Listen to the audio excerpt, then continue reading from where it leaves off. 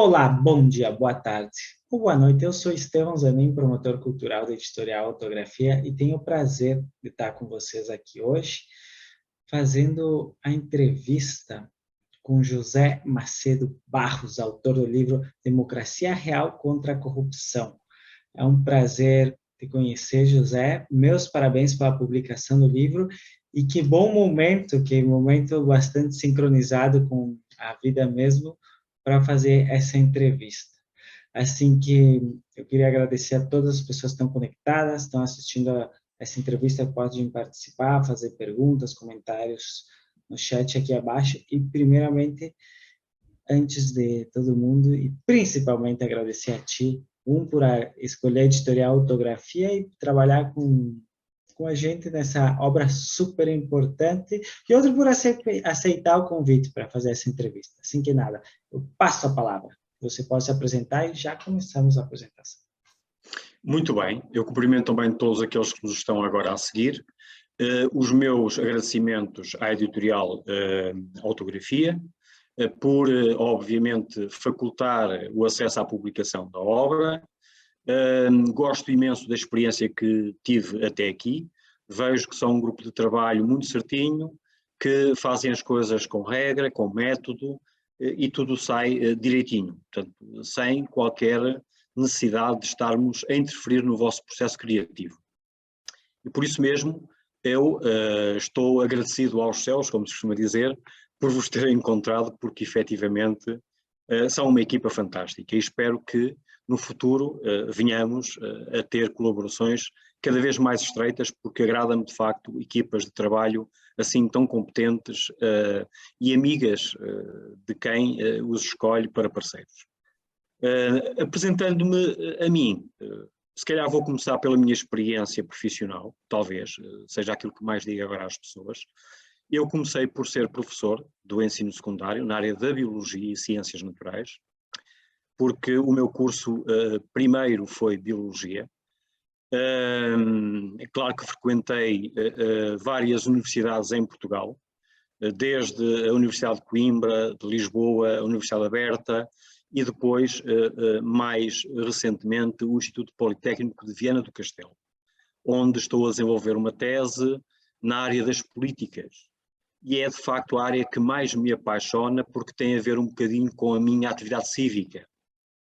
Eu sempre que me conheço, e basicamente desde 1979, estive sempre intrometido nas questões políticas, segui de perto as ações partidárias, toda a evolução do atual regime que se vive em Portugal, e isso levou-me sempre a refletir, mais nessa postura, de refletir sobre aquilo que via e medir a distância para aquilo que eu consideraria mais perfeito. Eu sempre quis que as coisas pudessem mudar para melhor, porque todos nós sabemos, efetivamente, em que estado é que está a política partidária e que depois se reflete nas uniões de Estados e na ordem mundial a que nós assistimos, não é? E, portanto, a minha preocupação enquanto cidadão muito ativo e cívico é dar novas luzes no caminho para a humanidade. É assim que eu vejo todas as obras que tenho elencadas para produção. Esta foi a primeira, mas terei sempre esta vertente de analisar problemas setoriais da sociedade e propor sistemas de mudança, de melhoria, que exige, claro, novas regras, novo conhecimento, porque sem conhecimento das massas, obviamente, não há maturidade para se avançar na melhoria. Isto quer dizer que, por exemplo, se quisermos ter democracia, é preciso que as pessoas sejam devidamente informadas, para que não sejam manipuladas.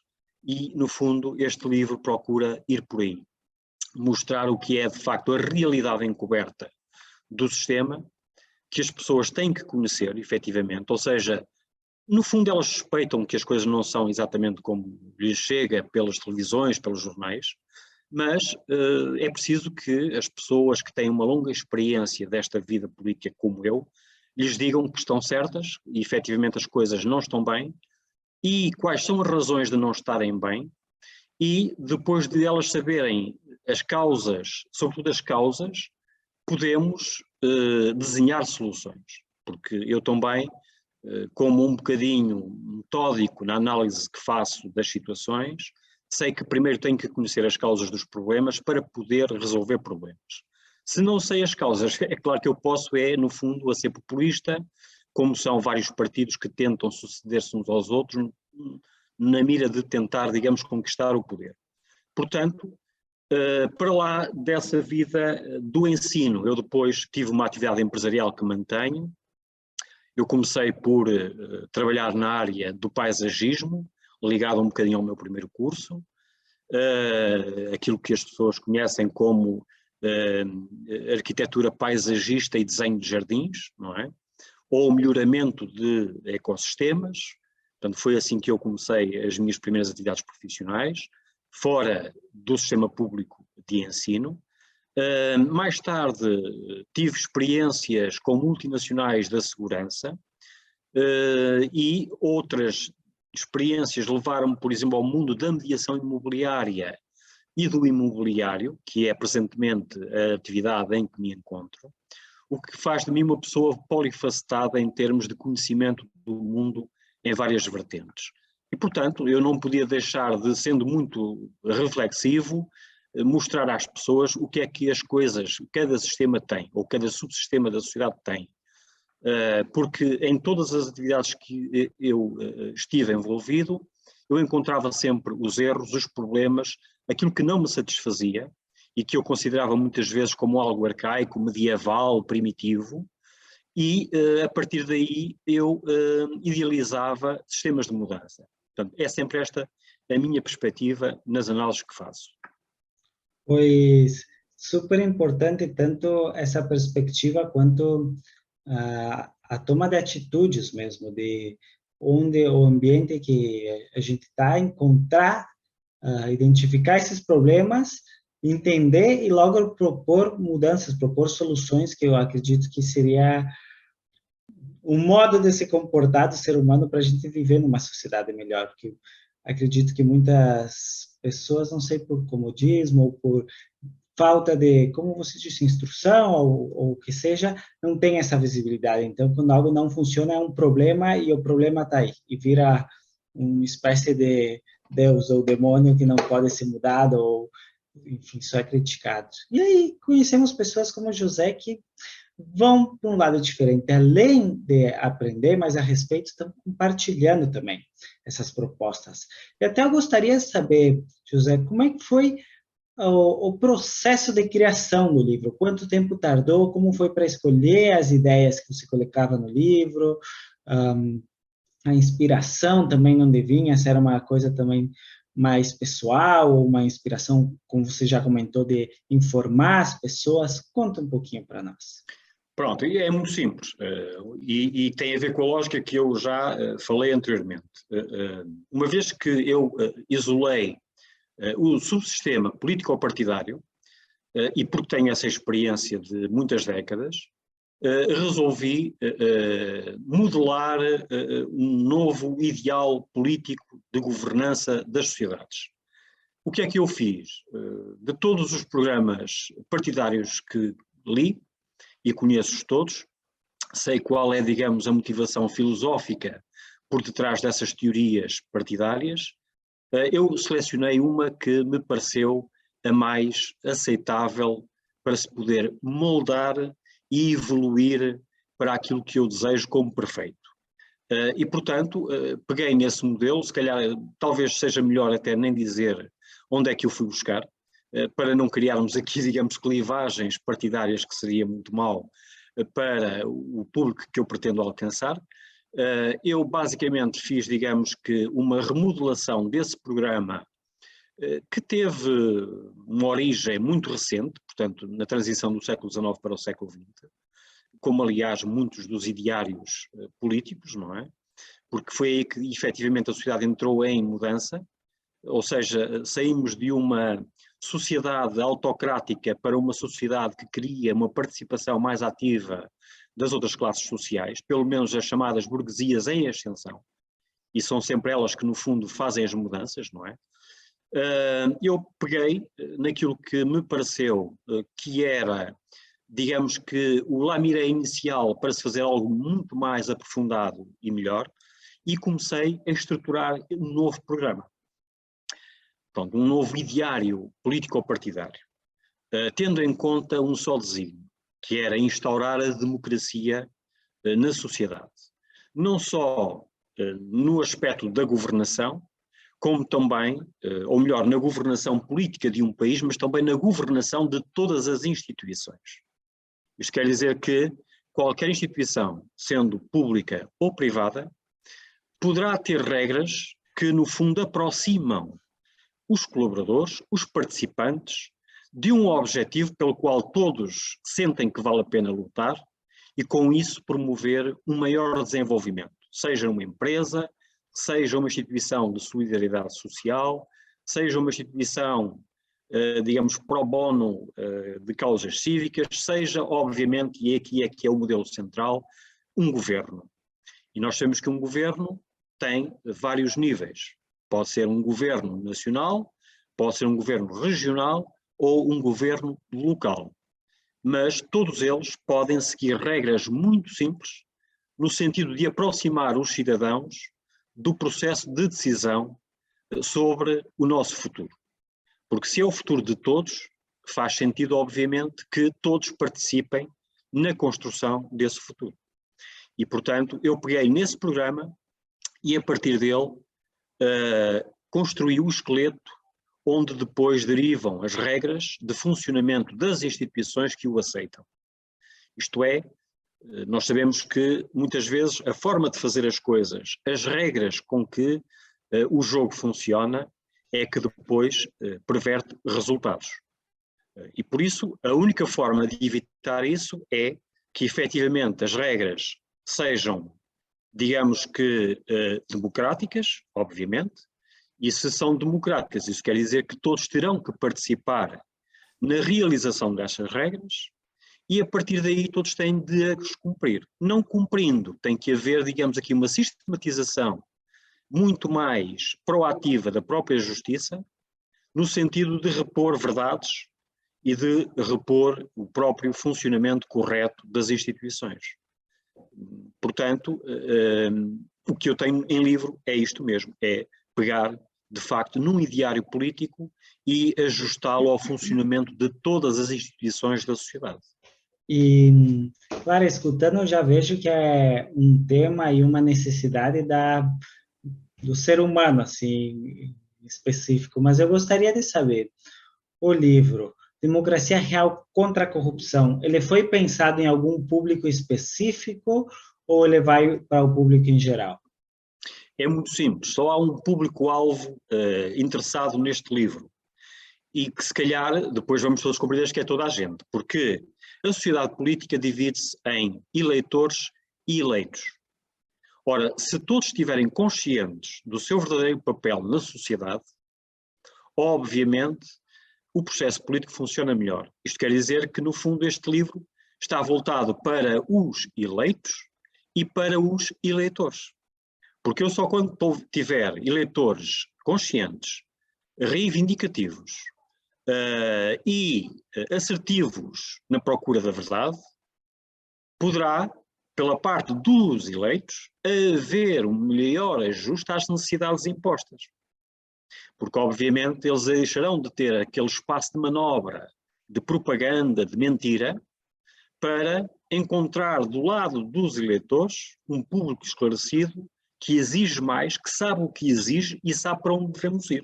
Logo, a pressão é muito mais assertiva e isto há quase que, entre aspas, uma subjugação do papel do político à necessidade do eleitor que o escolheu.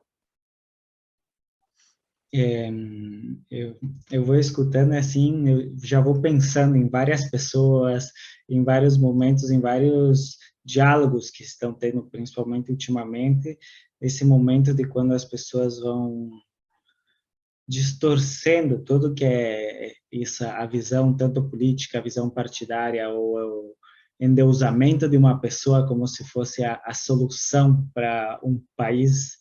Exatamente. E claro, vem várias perguntas que nós, como seres humanos, igual temos que aprender os próprios limites de dizer, né? Então, não sei a respeito, nem vou opinar para não dizer nenhuma bobagem, mas não. Como você diz, tem esse bombardeio de informações que a gente não sabe nem a origem, o que eles querem transmitir e que convencem a gente de muitas coisas.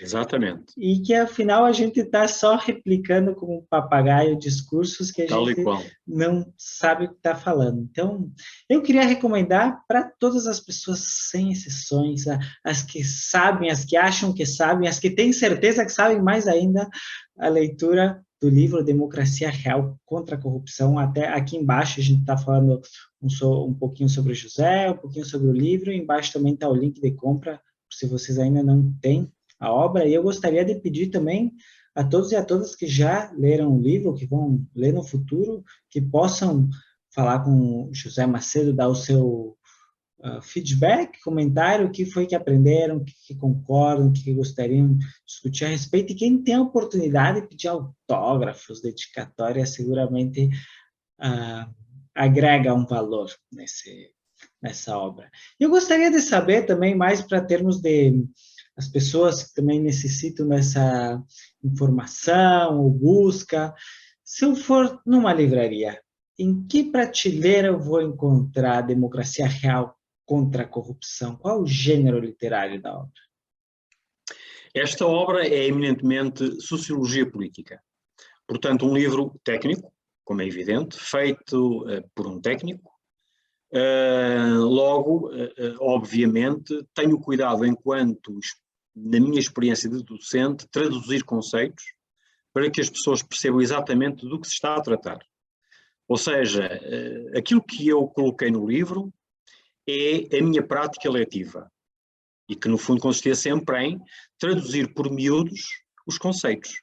Eu sempre gostei de ensinar aos meus alunos a raiz essencial dos significados.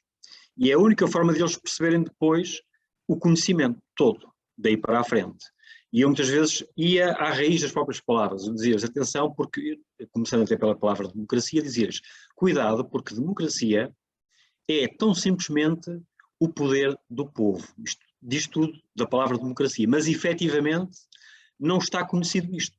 E por não estar conhecido, as pessoas facilmente são enganadas todos os dias na comunicação social pelos políticos que dizem a nossa democracia, o nosso sistema democrático. E efetivamente não existe. E é isso que eu mostro no próprio livro. Começo por lhes dizer que efetivamente democracia nunca houve, como é evidente, ou seja, em lado nenhum os eleitores puderam escolher o seu futuro, em nada, basicamente. A única coisa que se faz atualmente, e isso é no fundo uma evolução em relação aos autoritarismos do século XIX, não é? Onde terminaram, é escolher quem é que vai editar as próximas regras. No fundo, o que nós estamos aqui a fazer é sair de uma ditadura totalitária e entregar-nos a ditaduras que estão fechadas no tempo. Isto é, de 4 em 4 anos, somos sujeitos a diferentes ditaduras. Ponto. E a partir desta ideia, que eu transmito no livro e explico porquê, as pessoas começam a perceber, afinal, não há democracia, como é que vamos tê-la? Pronto. E é daí para a frente que se constrói o mais interessante para mim do livro, é mostrar como é que ela funciona na prática. E para funcionar na prática, eu tenho que dar indicações às pessoas, nomeadamente, de quais são as regras de funcionamento de um partido, que seja democrático. Porque nós temos que não há partidos democráticos. Existem partidos de uma determinada ditadura ideológica. Uns mais à direita, outros mais à esquerda, outros mais ao centro, etc, etc. E depois há aquelas correntes agora ditas liberais que procuram ir buscar coisas da esquerda, da direita, mas embora mais encostadas à direita. Pronto. E eu depois também acabo por explicar às pessoas que a clivagem entre direita e esquerda resume-se a um funcionamento económico e mostra às pessoas o que é de facto a esquerda e a direita em termos do que é as aspirações das várias classes sociais. Pronto. E as pessoas percebem que, efetivamente, quando se fala de direita, é o poder económico a funcionar, o poder egoísta, que quer amealhar, que quer aumentar a riqueza, que tem a sua ganância, não é? Pronto. E quando se fala de esquerda, é uma concessão, digamos, da redistribuição de riqueza, em que se fundamentam alguns dos princípios chamados democratas e socializantes, não é? Pronto. É claro que é importante, no fundo, que as pessoas primeiro entendam os conceitos, para depois acabar as discussões estéreis, caciquistas, que eu encontro quando se fala de política, não é? Porque as pessoas estão habituadas a militar na política como militam nos clubes. Eu sou vermelho e vou ser vermelho toda a vida, ou sou verde, ou azul, ou amarelo, ou canarinho, o que quer que seja. E é toda a vida, porque mal nasce, o pai diz que tu tens que ser este e mais nada. Já há uma imposição. E, portanto, eu dá-me a impressão que as pessoas também entram para a política um bocadinho como uma imposição. Ou seja, tu vais pertencer a este partido e, portanto, vais defendê-lo contra tudo e contra todos. E nós sabemos que, efetivamente, na discussão partidária, temos defesas insustentáveis. Porque defendem aquilo que não é de defender, mas defendem porquê? Porque pertencem àquele clube. Ora, na minha perspectiva, nós temos é que ser todos muito consensuais e justos na avaliação que fazemos das coisas. Não é por eu pertencer a um clube que tenho que dizer sempre amém com esse clube. Eu tenho que, se for uma pessoa justa, dizer aquilo que está errado. E é esse apelo que eu vou fazendo ao longo do livro. Isto não está justo, isto não está correto por estas e aquelas razões, logo vai ter que ser mudado. E a única forma de mudança é aplicando estas regras, este sistema, etc, etc. Pronto. Há aqui sempre uma insistência da minha parte para desmontar esses caciquismos todos que existem no discurso partidário e mostrar inclusivamente às pessoas que são obrigadas a militar num partido e a defendê-lo contra tudo e todos, a recolherem-se para si mesmos, para o seu sentido de justiça e dizer, afinal, isto não está certo, portanto, não estando certo, eu próprio também acho que não é justo, mas convém-me, não é? Porque nós sabemos que depois existem as chamadas compras de clubites e caciquismos, não é? Porque, infelizmente, o dinheiro é que governa a sociedade. E é isso que eu digo, é que para termos democracia temos que retirar do santo graal o Deus dinheiro e colocar lá, em vez do Deus dinheiro, a democracia, porque é isso que efetivamente interessa para termos uma sociedade mais feliz, que é isso que eu quero, indivíduos mais felizes, mais realizados e que se sintam recompensados por aquilo que fazem. E uma coisa super importante que vem à minha mente agora também, você citou antes sobre que a democracia é justamente esse poder do povo, e o que está acontecendo hoje em dia, mais ou menos do mesmo estilo, como se fosse um partido político, um time de futebol, o meu time perdeu a final, então eu quero que outro time vá o pior possível. Mas não, a gente, todo mundo está na mesma, então é melhor torcer que tudo funcione muito bem e que todos nós sejamos beneficiados. Imagino que a gente tem tema aqui para ficar muito tempo conversando, muito aprendizado, muita informação para aprender, para compartilhar, mas eu queria aproveitar o privilégio que eu tenho de conhecer, de poder estar falando aqui ao vivo, e para as pessoas também poderem ter uma provinha mais do que a gente está falando. O que te parece, José, se você compartilha com a gente um fragmento da obra? Muito bem. Portanto, isto é a capa do livro de que estamos a tratar, uma capa de que eu gostei logo à partida e que foi pensada por vocês, portanto, mais um aspecto do vosso trabalho perfeito. Sabem muito bem escolher o design certo para salientar as obras e que só tenho a agradecer. Posto isto, eu vou começar por ler-vos algo que prende o interesse na obra e que para mim deve ser sempre o prefácio. Depois vou apenas juntar no fim a esse prefácio 2 ou 3 parágrafos que complementam a ideia daquilo que o livro quer propor aos políticos e à sociedade em geral. E então é assim: o mundo ocidental, mais hipócrita e enganador que os que assumem logo primariamente a sua ditadura opressora das liberdades básicas, vive, nos tempos contemporâneos, o maior embuste político e económico de sempre, dominado pela omissão, mentira, aldrabice e vigarice dos atores empresariais e políticos, que resulta num marketing enganador dos ignorantes, incapazes de saber as motivações dos esquemas económicos encobertos, dando-se consistência à máxima de que a alma do negócio é o segredo. Os politiqueiros são meros negociantes de interesses privados. Quem vende uma ideia ou algo mente descaradamente e usa o conhecimento deficiente ou inexistente dos destinatários das mensagens, de modo a conseguir agir e obrigar os restantes a agir num determinado sentido, que se consegue oprimindo a justa necessidade dos cidadãos consumidores de coisas, políticas e informação, pela via do uso da ignorância geral.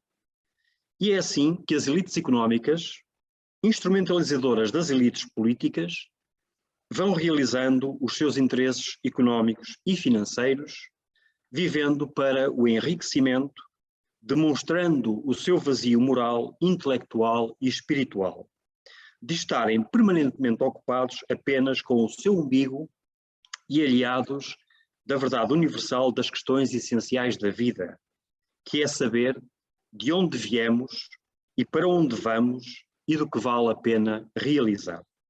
Enquanto vivos, em solidariedade com o infortúnio dos nossos semelhantes e restantes seres vivos. Para tal, criam realidades virtuais para sossegar o ímpeto e a revolta dos oponentes e gerir a domesticação da sociedade. Repetem a mentira colossal das sociedades ocidentais, que é dizer que vivemos em democracia e liberdade, quando a governação e a ação empresarial tratam de afirmar vontades restritas dos governantes, em conluio com as vontades das corporações e administrações empresariais multinacionais, e quando o povo eleitor e governado nunca é senhor das decisões políticas. De facto, os eleitores apenas expressam a vontade de entregar temporariamente a ditadura governamental e empresarial a um dado grupo, controlador de uma força político-partidária, e os movimentos eleitorais apenas servem para cumprir alternâncias de grupos ditadores, ocupados a tratar de enriquecer por qualquer processo, gerando a corrupção económica global. Portanto, que liberdade há para os comuns cidadãos? É neste contexto que se decidiu elaborar esta obra de sociologia política para expor a verdade do tal sistema e apontar resoluções políticas, económicas e sociais, instituindo-se a democracia efetiva em que todos participem no processo político de escolha sobre o nosso futuro, como se todos, como condóminos, fizéssemos parte de um grande condomínio territorial que pode ser um país, uma região continental ou o mundo. Ao longo do texto, recuperam-se as ideias-chave de esquemas mentais que têm implicações noutros raciocínios subsequentes. Agora, para terminar, os tais parágrafos complementam esta ideia. É este modelo de participação democrática, separando poderes executivos dos dirigentes, de poderes políticos deliberativos das bases eleitorais, que queremos aperfeiçoar e instituir no modelo proposto de governação de um território ou de um país, ou de uma comunidade federal ou internacional. Este programa de normalização democrática é o documento orientador para o modelo de governança participada da sociedade, conceptualizando um modelo de pressão das bases para o topo, com os seus projetos sociais locais de desenvolvimento territorial, onde traçamos as diretivas do processo de transformação mental, marcando a estrutura da nossa atitude e postura evolutivas face ao processo evolutivo de resolução dos problemas comunitários. Serve fundamentalmente de guia ao alargamento das consciências técnicas, morais e sociais, altruístas dos militantes partidários e dos eleitores, para que possam influenciar decisivamente o melhoramento do estado cultural dos seus concidadãos. Porque queremos que as instituições partidárias sejam uma escola de vida para todos e contribuintes para o amadurecimento dos cidadãos, constituindo-se como modelos de funcionamento social exemplar ao serviço do bem comum, disciplinador da vontade de todos. Muito obrigado. Muito obrigado, José, pela entrevista, muito obrigado pela leitura. Verdade que é um prazer e muito interessante tudo que você está comentando. Eu acho que é uma necessidade básica do ser humano, ainda mais a sociedade que a gente vai abordando por muitos lugares, assim, as coisas que regem nossa sociedade são simplesmente ignoradas, às vezes até um pouco censuradas de muitos lugares. Assim que, primeiro eu queria agradecer por te conhecer, pela atitude, pelo logro, por fazer algo mais, que é o que realmente a gente precisa como sociedade, e que essas sementes possam dar muitos frutos e serem compartilhadas por muitas pessoas. Então, para vocês que já leram a obra ou que vão ler, podem compartilhar, falar a respeito, se gostou, o que aprenderam e mover também, que depois da inspiração nos toca a ação também para fazer a mudança. Assim que muito obrigado, com certeza a gente tinha muito mais para falar, mas vai ficar por aqui, talvez uma outra entrevista. Quem quiser saber mais, já sabe, o link do livro está aqui embaixo. Então, um beijinho, um abraço psicológico para ti e toda a gente que está com a gente, acompanhando a gente nessa entrevista. Passo a palavra para você, possa se despedir, dizer algo mais? Eu também tenho a agradecer a todos aqueles que nos estão a seguir e em particular à vossa editora, que são fantásticos, e agradecer obviamente a oportunidade de lançar a minha primeira obra literária e de me iniciar num mundo que eu já tinha planificado executar. Ou seja, eu via-me sempre no final de vida virar um escritor, como se diz no Brasil. E portanto virei e espero ter-vos sempre na minha companhia, porque eu sou de facto uma pessoa de fidelidades, porque sei diagnosticar as coisas e quando elas preenchem os meus requisitos, obviamente enquanto persistirem naquilo que são de bom, ter-me-ão sempre como uma boa companhia. Muito obrigado a todos. Vai ser um prazer e tomara que a gente se veja para mais publicações do futuro. Oxalá. E até mais. Tchau, tchau. Até mais, foi um gosto.